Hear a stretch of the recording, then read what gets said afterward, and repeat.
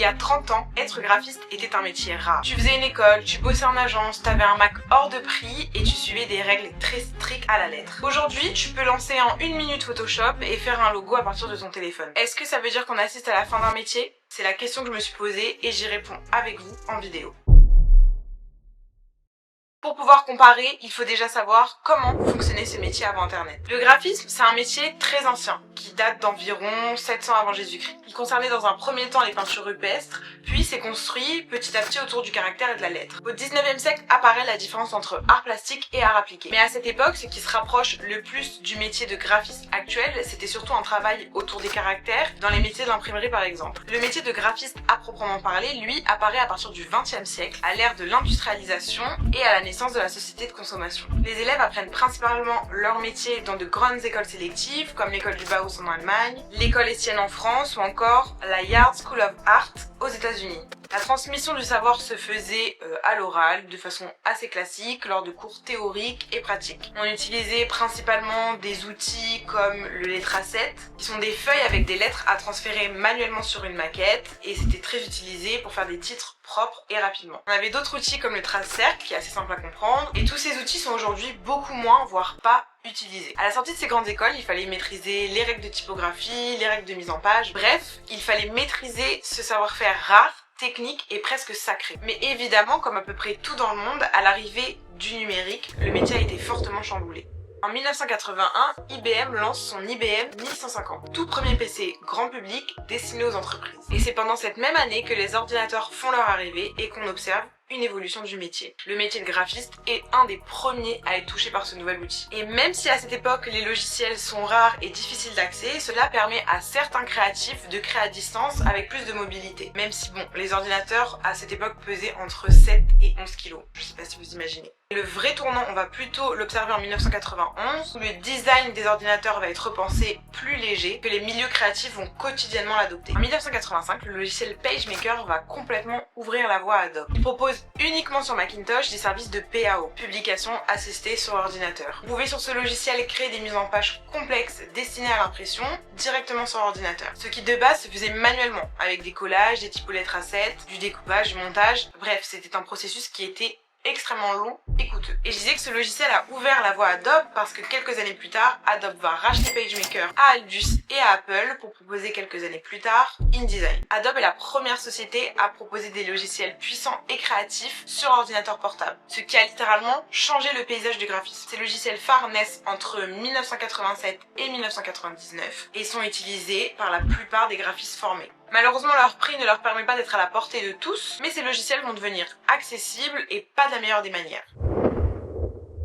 Dans les années 2000, Adobe devient une référence chez les designers de formation, mais reste un objet de luxe car très coûteux à l'unité. Parce que oui, à la base, Adobe vendait ses logiciels à l'unité, sur des petits CD comme ça, un peu comme tous les logiciels à l'époque d'ailleurs. Mais ces techniques de vente et le coût du logiciel a poussé les utilisateurs à effectuer un piratage en masse pour avoir accès au logiciel. On copiait des CD en grand nombre, on se les refilait pour avoir accès à ce qui était à l'époque une révolution. Même dans les grandes écoles, cette pratique était très courante, c'était parfois même les professeurs qui passaient les cracks aux élèves parce qu'il était impossible pour eux de payer de leur poche. Parce que pour vous donner une idée, les prix oscillaient entre 500 et 1000 euros par logiciel.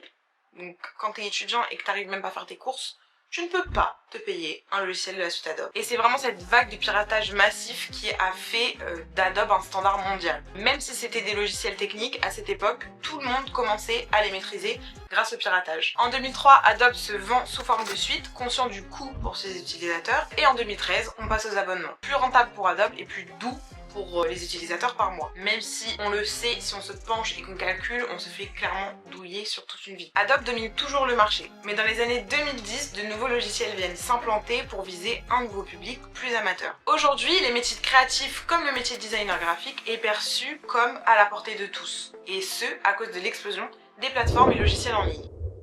Si vous êtes graphiste et que vous m'entendez dire ça, vous devez directement penser à notre ennemi à tous, Canva. Je rigole pas vraiment. Canva voit le jour en 2013 et c'est un logiciel qui a clairement changé les règles du jeu. Tu n'as besoin d'aucune formation pour le comprendre puisqu'il fonctionne avec un système de drag and drop très simple et qu'il va surtout introduire au grand public le principe de template, notamment pour des documents du quotidien. Canva a fait au graphisme ce que WordPress a fait au développement web ou Figma au web design, démocratiser et simplifier la création visuelle. Mais ces plateformes ont des conséquences plutôt négatives qui impactent le métier. Elles banalisent le savoir-faire et réduisent la valeur des graphistes. Et les marketplaces de services comme Fiverr ou Malt ont elles aussi leur rôle dans la dévalorisation du métier. Elles explosent autour de 2010 et ont pour rôle de simplifier la communication entre les prestataires et les clients. Oui, tu peux vendre tes services dans le monde entier plus facilement, mais là-bas, c'est vraiment la course au prix bas. Sur ces plateformes, la perception du métier est une fois de plus erronée. Et on peut même, je trouve, ressentir un manque de reconnaissance. Mais en ligne, ces plateformes et logiciels ne sont pas les seuls à participer à l'évolution du métier.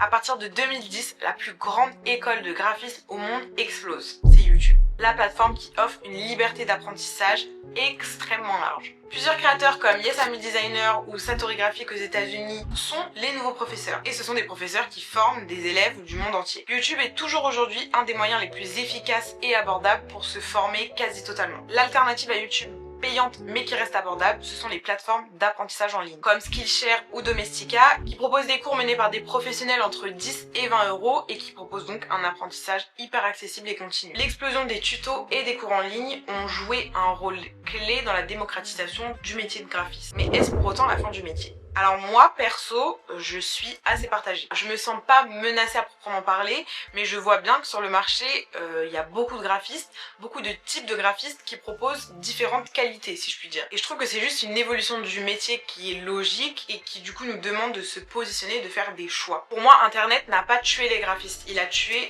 le confort du monopole. On n'a plus besoin d'être accepté dans les plus grandes écoles pour faire ce métier, on a juste besoin d'internet, d'un ordinateur, d'une bonne connexion et voilà. Aujourd'hui on peut complètement s'en sortir sans diplôme. Tout ce qui compte pour moi c'est d'affiner sa vision, d'avoir ses propres réflexions, d'avoir son identité. Oui, c'est chiant de voir que certains vendent à des prix exorbitants des templates Canva qu'ils n'ont même pas conçus. Oui, c'est chiant.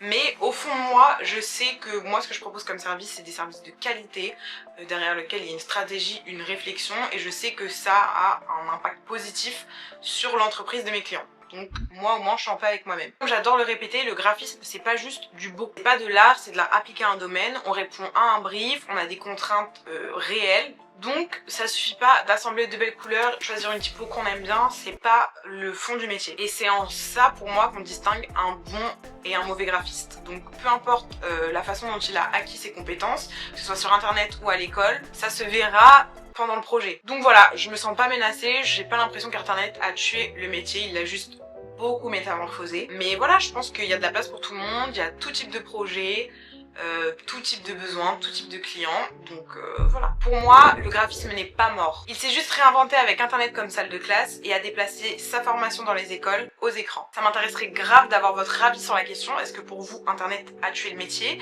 Si vous êtes graphiste, comment vous avez acquis vos compétences? Est-ce qu'Internet a eu un rôle important dans votre parcours? Bref, dites-moi tout. Je veux tout savoir. J'espère que vous avez apprécié cette première vidéo. Moi, j'ai adoré l'écrire et j'ai trouvé ça trop intéressant. On se retrouve très vite et en attendant, on se retrouve sur TikTok. Bye!